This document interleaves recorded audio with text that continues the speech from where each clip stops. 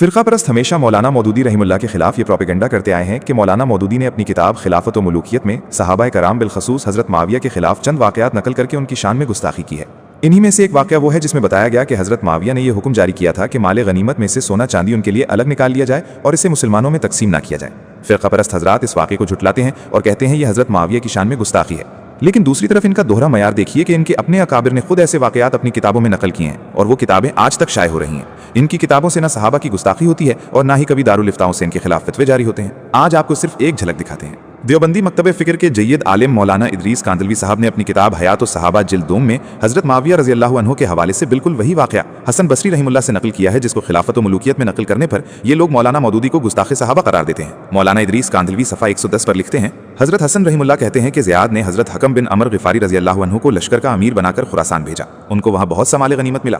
Ziyad ने उनको ये ख़त लिखा, अम्मा बाद अमीरुल मोमिनीन हज़रत माविया रज़ी अल्लाह अन्हु ने मुझे ये लिखा है कि माल गनीमत में से सारा सोना चांदी उनके लिए अलग निकाल लिया जाए, लिहाजा आप सोना चांदी मुसलमानों में तकसीम ना करें। हज़रत हकम ने जवाब में ज़ियाद को ये ख़त लिखा, अम्मा बाद तुमने मुझे ख़त लिखा है जिसमें तुमने अमीरुल मोमिनीन के ख़त का तज़किरा किया है, लेकिन मुझे अल्लाह की किताब अमीरुल मोमिनीन के ख़त से पहले मिल चुकी है और अमीरुल मोमिनीन का ख़त अल्लाह के हुक्म के खिलाफ है, इसलिए मैं इसे नहीं मान सकता। और मैं अल्लाह की कसम खाकर कहता हूँ कि अगर सारे आसमान और ज़मीन भी बंदे पर बंद हो जाएं और वो आदमी अल्लाह से डरता रहे तो अल्लाह ताला उसके लिए उनके दरमियान से निकलने का रास्ता ज़रूर बना देंगे। वस्सलाम। और हज़रत हकम ने एक आदमी को हुक्म दिया, उसने मुसलमानों में ये ऐलान किया कि सुबह अपना माल गनीमत लेने के लिए आ जाओ। चुनांचे लोग सुबह आए और उन्होंने मुसलमानों में वो सारा माल गनीमत सोने चांदी समेत तकसीम कर दिया। जब हज़रत माविया को पता चला कि हज़रत हकम ने माल गनीमत सारा मुसलमानों में तकसीम कर दिया है तो उन्होंने आदमी भेजे जिन्होंने हज़रत हकम के पैरों में बेड़ियां डालकर कैद कर दिया। इसी कैद में उनका इंतकाल हो गया और उनको उनके लिबास ही में दफन कर दिया गया, क्योंकि उन्होंने ये कह रखा था कि इस बारे में हज़रत माविया से अल्लाह के यहाँ झगड़ा करेंगे। हयात सहाबा जिल्द 2 सफ़ा नंबर 110 अज़ मौलाना इदरीस कांदलवी।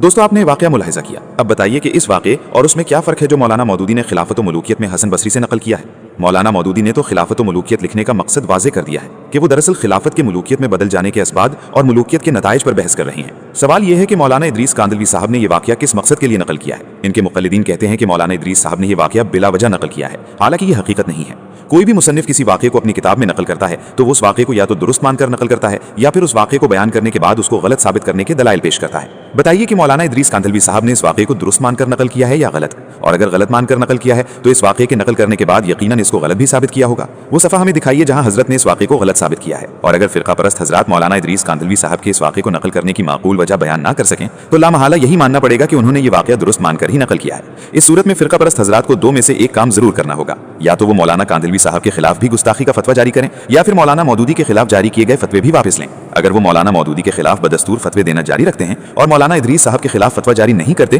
तो फिर उनको मान लेना चाहिए कि वो सहाबा कराम रज़ी अल्लाह अन्हुम का नाम सिर्फ अपनी दुकानदारी चमकाने के लिए लेते हैं।